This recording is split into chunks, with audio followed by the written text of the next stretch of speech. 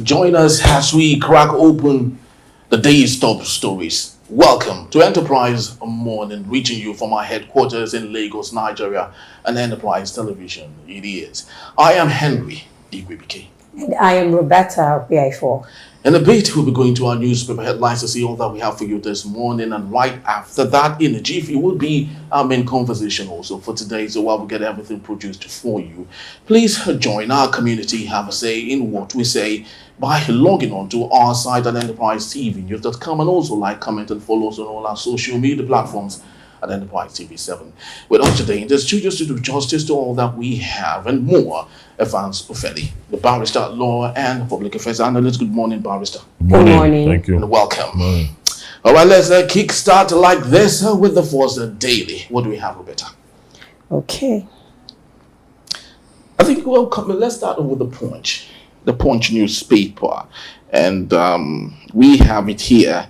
NNPC reports 9.3 trillion petrol import as accused linger. We have some riders here. Petrol subsidy go up 3.3 trillion. NNPC incurs a 1.8 trillion energy security cost also. And we also have 5 banks budget 222 billion naira for cyber security. And also, we have some other interesting stories here. Petrol decline sales of 460,000 barrels per day crude to Dangote and others. Still in Punch, one dies as Ogun hunters and headers clash. All right, but right inside of what made the stories there, Yes. we have the issue of bandits killing Katsina governor's aide, wife abducted 28 others, and we have it authoritatively here. The government stormed the residence of Salisu Ango, Governor Umar's Diku Rada's liaison officer in Giaza village, Kankia local government area, Katsina state, killing him. His wife, his second wife, was also abducted during the attack. Pastor Fansufeli, let's look into this particular issue. It's been a perennial issue in Nigeria when it comes to security challenges, and of course, the security architecture has been inundated by all of this. At some point, a viral video went round when some bandits were doing freebie, and the police was notified. They gladly said that they can arrest everyone in one day. Now, with all of this happening, do we have a Nigerian police force that is totally incapacitated? Well, it is not that the Nigerian police force is incapacitated, but you know that fight already have been declared as a war.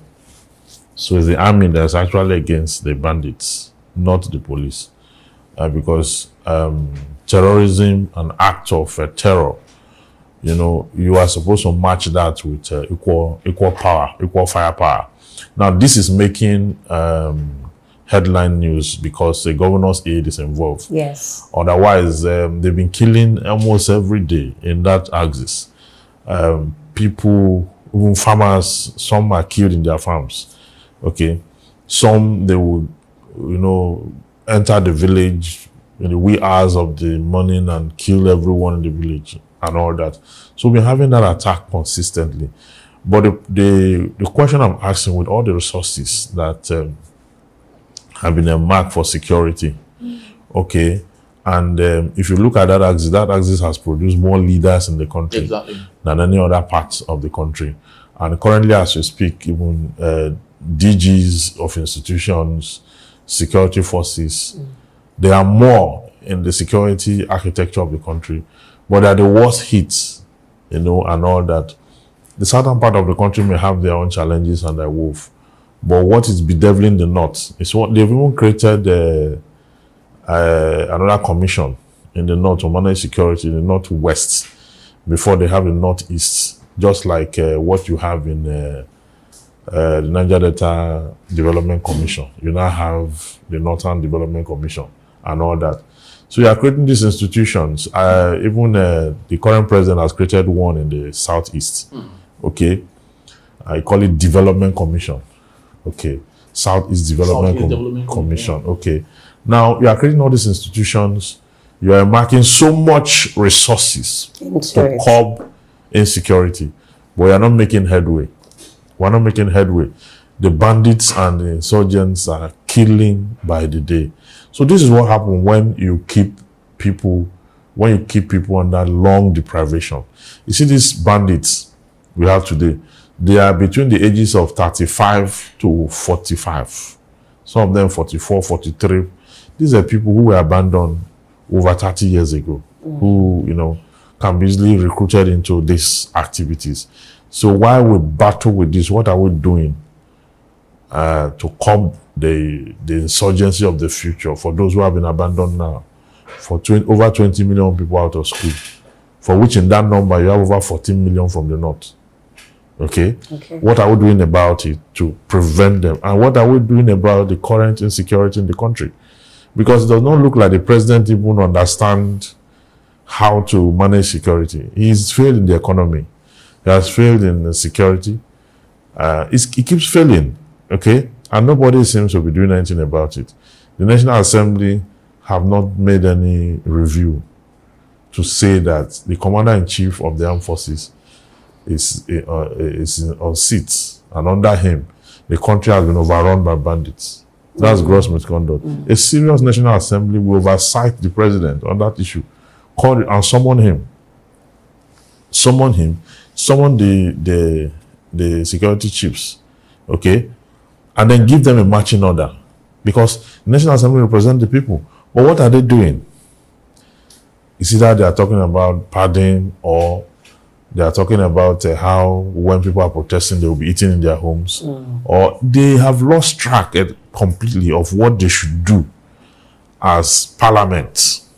Okay, you go to England when parliament debates. Sometimes after heated debate, when parliament finish, the prime minister will come out and say he want to resign.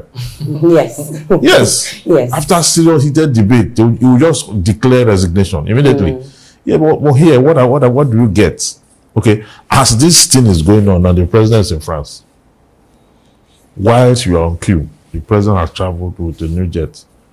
So, Nigeria is an ungoverned space.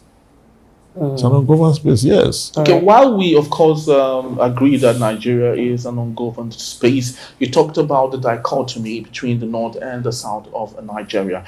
The north of Nigeria seems to be badly hit with this insecurity issue. The former governor of Ekiti State once said that the reason we have such issues is because the people keep allowing themselves, bring on kids that they don't have the capacity to take care of. So can that be maybe seen, as a result of... That's the major problem. You see, because if all of us here, we have children, let's say 2, and we put them in good schools, and we monitor their progression, give them good health, give them investment, ensure that they follow through school. When they are out, whose child amongst all of us will be recruited into insurgency to go and carry gun and enter bush? Whose child?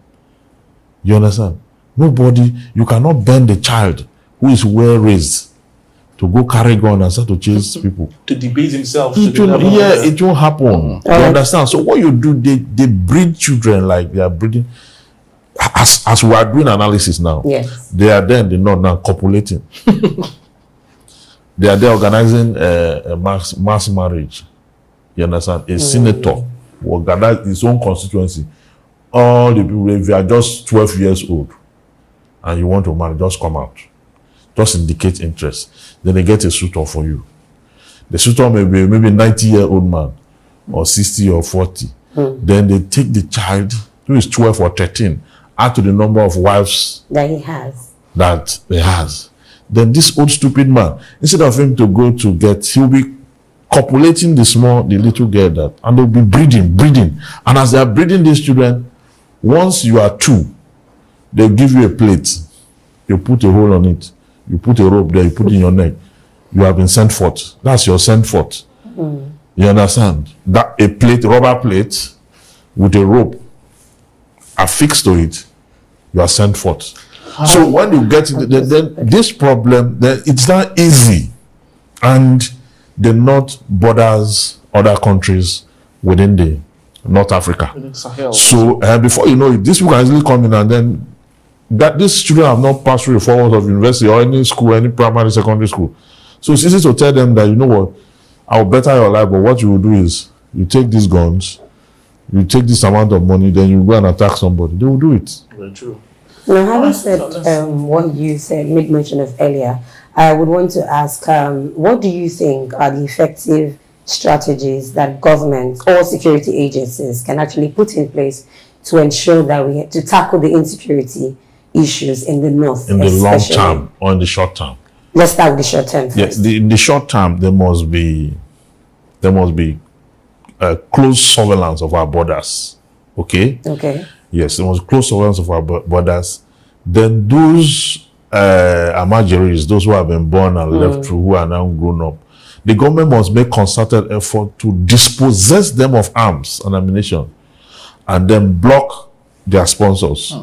Okay? Yes. It is because you have some sponsors. That is why we have that ongoing. If you don't have sponsors, there's no way they would. Yes, there's no way. Okay, but the sponsors are there. The sponsors are injecting funds into this crime. The people who are the people are ready to go to any length to kill and to do whatever they have to do. That's the short-term solution. Arrest the situation, dispossess them of arms, go after their sponsors. Okay. That's long-term. Short-term, birth control.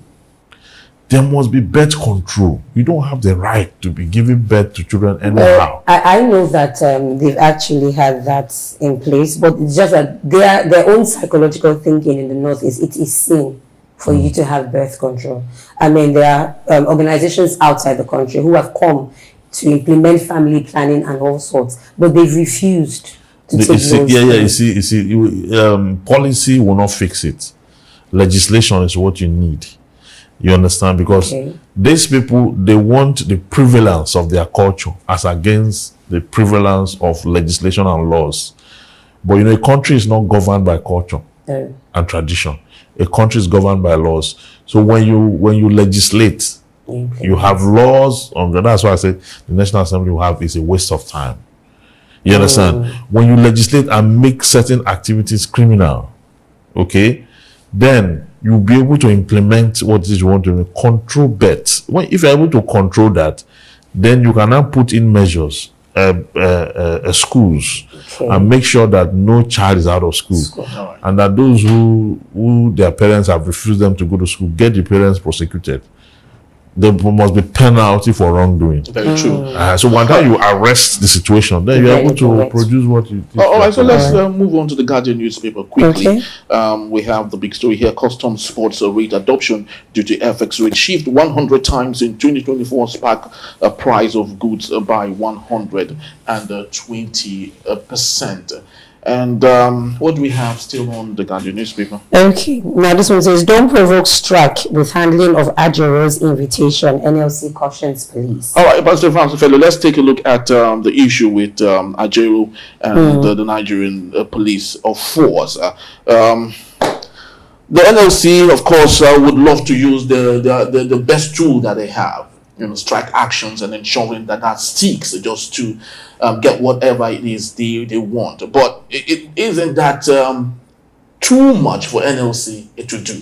Don't you think there are other avenues they can use, possibly, rather than going on strike just to press on a need that they didn't say they are gonna. They say if he's arrested. Yes, that's what I'm saying. Yes, they are gonna commence strike.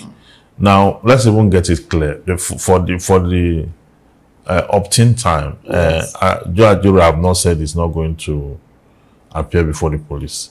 The two things he said is that he's consulting with his lawyers and he wants to know the details of the allegation. You understand? It's not unfounded for you to say you need even a suspect by section 35 of the 1999 Constitution. A suspect is given adequate time and facility to prepare for his defense. Yes. In this case, he has not been charged to court yet. Okay?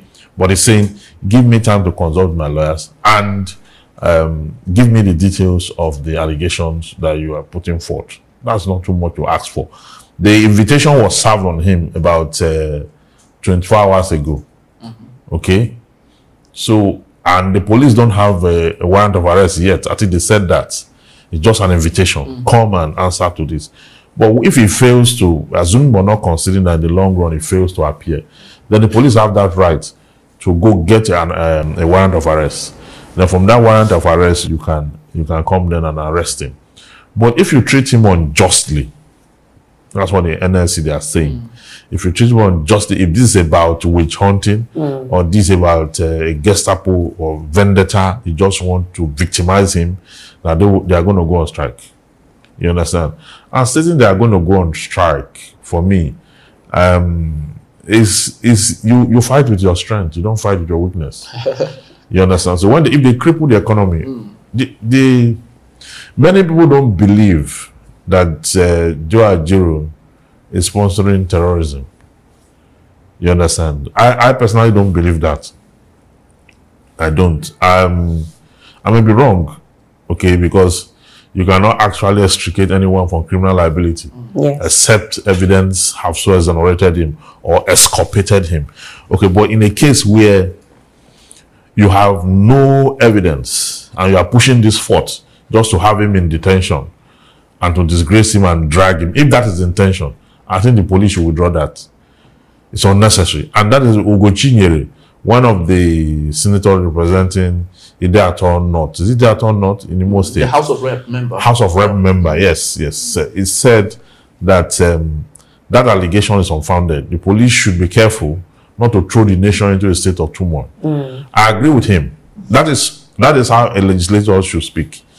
You shouldn't just speak only when it borders on your constituency. As a lawmaker, you speak when it borders on anybody. Yes, you are gender blind, you are ethnic blind. Yes. Because the federal government were coming out from a lot of losses, from the NLC strike to the protests, to fuel subsidy, to queues. Yes. You understand? Where the daughter vessel could not get this thing from the mother vessel. We're coming out from all those things. So what we need now is a smooth running of government for the next 5 months. We have 5 months to go. For the next 5 months that we have to go for the year, we need stability in governance. Okay, we need to fix all these deficiencies. We need to go back to hunger. You know, hunger is still there. You understand? The police are not thinking about that. That if NLC will have to go on strike any further, it's going to deepen the conversation on even fuel subsidy. The strike will affect a lot of things. In fact, they will off the national grid. The police have forgotten that they off the national grid the last time 2 months ago. Yes. You understand?